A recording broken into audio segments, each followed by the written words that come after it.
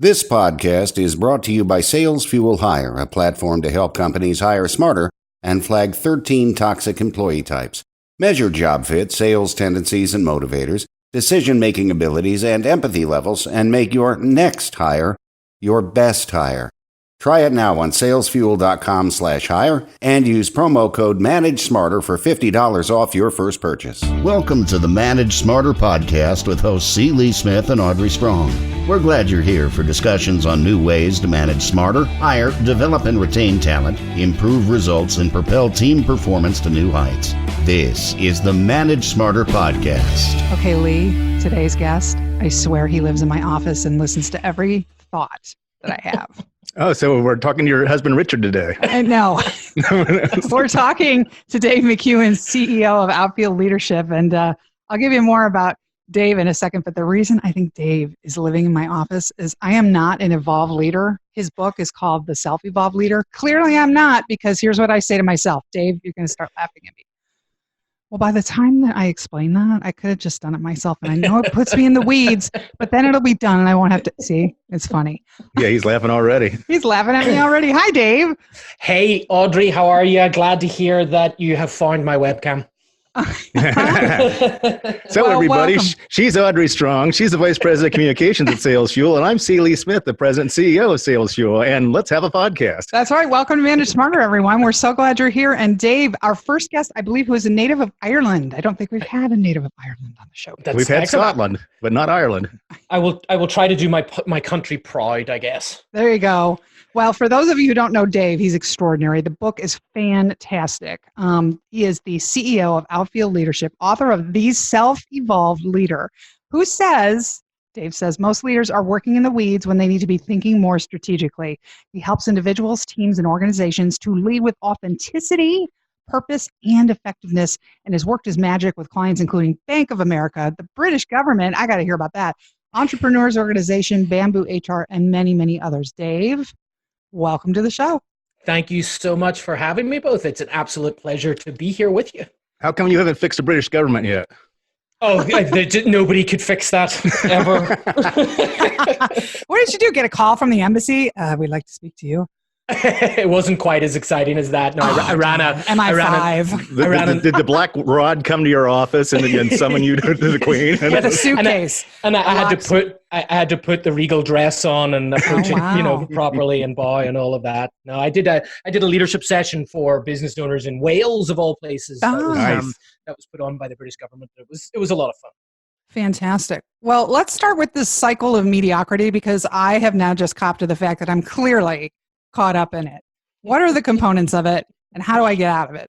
Sure. So the cycle of mediocrity is something that a lot of leaders and managers get stuck in, which is in today's day and age, as you know, we're just overwhelmed by inputs.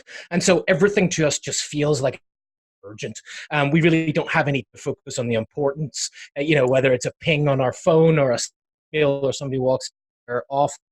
And leaders, I believe, feel like part of their job moves in efficiency, and so they treat everything as urgent, and as a result of that they then kind of lead through acts of heroism where they say, you know what, I know the answer, or I'll do this for you, or I'll fix this for you, let me just do this thing so we can keep moving forward. And it feels good, like acts of heroism are fodder for the ego. But the problem is, what that does is, number one, it overwhelms you as a leader because you're taking more and more on board yourself.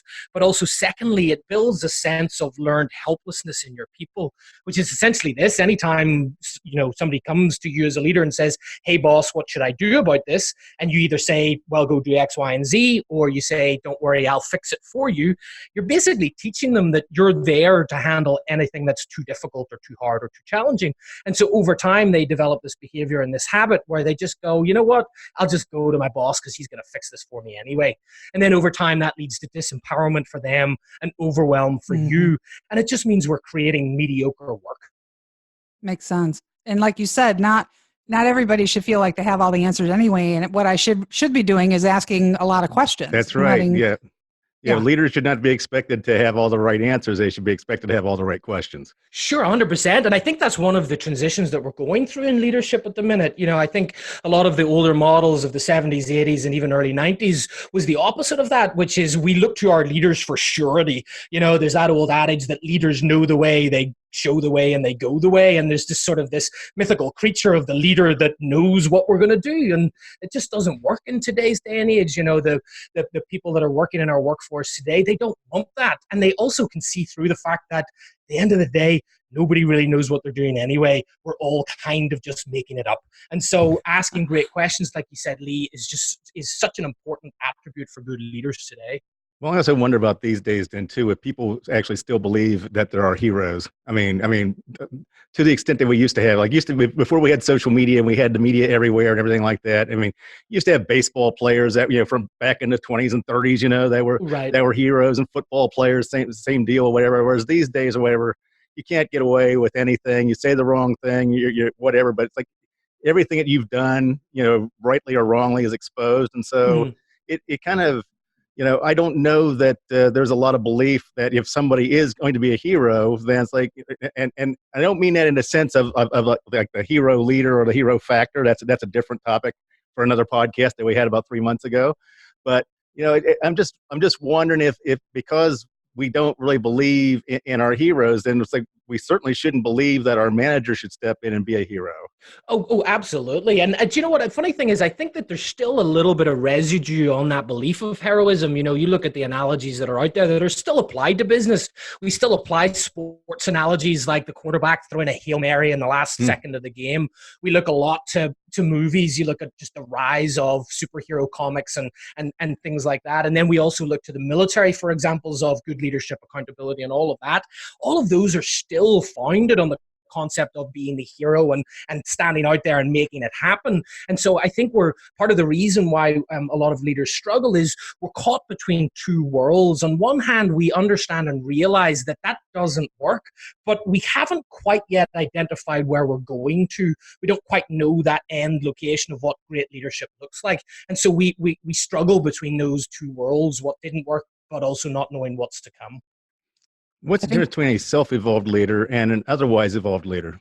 So the reason that I went down the route of a self-evolved leader is essentially to try and inspire and motivate people to take the development of their leadership into their own hands.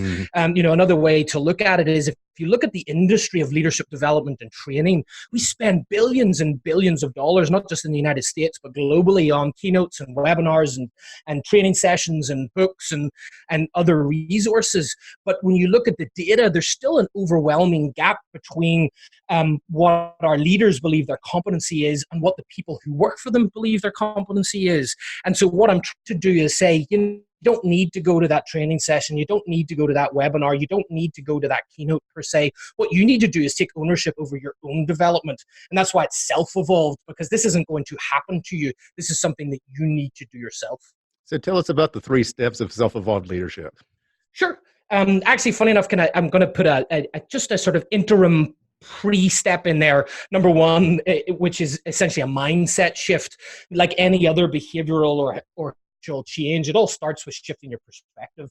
So the first thing that we have to do is say, you know what, the leading through heroism doesn't work. Let's shift our perspective to the perspective of the self-evolved leader, which is founded on a mantra that goes like this: my focus as a leader is on helping my team achieve our shared goals, and in doing so become the best version of themselves.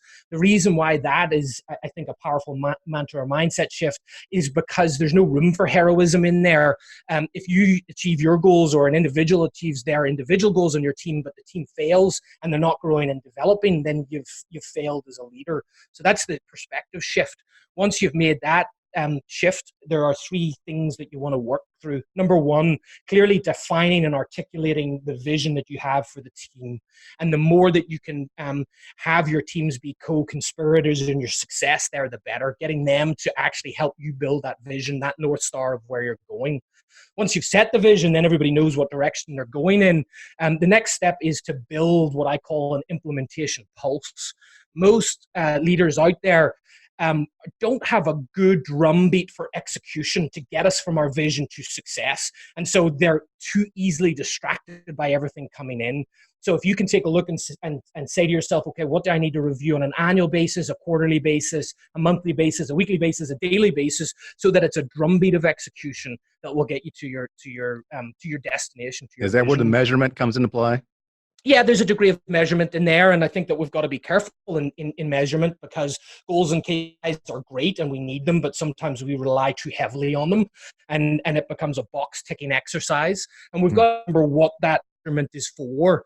It's what is the end result that we want to get out of there. But we do need measurement in there, and I talk a little bit about that in the book. And then the final set of steps that you work through is, well, what are the disciplines that I need as a leader to make this happen? What are the 5 key disciplines that I believe that any leader needs in today's world to ensure that they're working through that implementation pulse to get to that vision? I like how you say that the book will elevate your focus in a world that refuses to slow down. Again, another reason why you really, nothing's going to change for you, because, it's your world and everybody else is just living in it.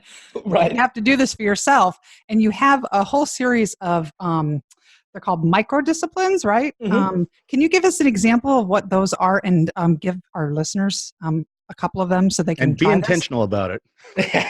Sure. So the micro disciplines are little smaller habits that you can develop, or you should develop, that underpins a lot of the other larger disciplines that I talk about. And be intentional, fun enough, is one of them. Why I think these are important is these are kind of small building blocks to really help you build the behaviors that you need to get to. So the first one that I talk about is take a pause. We're talking about a world that refuses to slow down. Rather than letting it dictate what you do, just taking a little bit of control back over what you're doing. You can take a pause in any sort of interaction that you have. Let's say that your team faces a challenge, rather than just stepping in and saying, here's how I think we should fix this, taking a pause and to go back to the top of the interview, asking some better questions. What do you think we should do? It may slow down just some of that initial decision made, but it will help you get back to implementing the decision a lot quicker. So take a pause is a really important one for me. I think secondly, what I really like is to exist in the present. Too often we're multitasking, and the reality is multitasking isn't leadership. It's not, and if we're not in the present with the person in front of us, they know that. So, just things like put your phone away, stop pretending that you're taking notes on your laptop, because you're not. You're probably chatting with 2 or 3 other colleagues. Tetris. I know that person.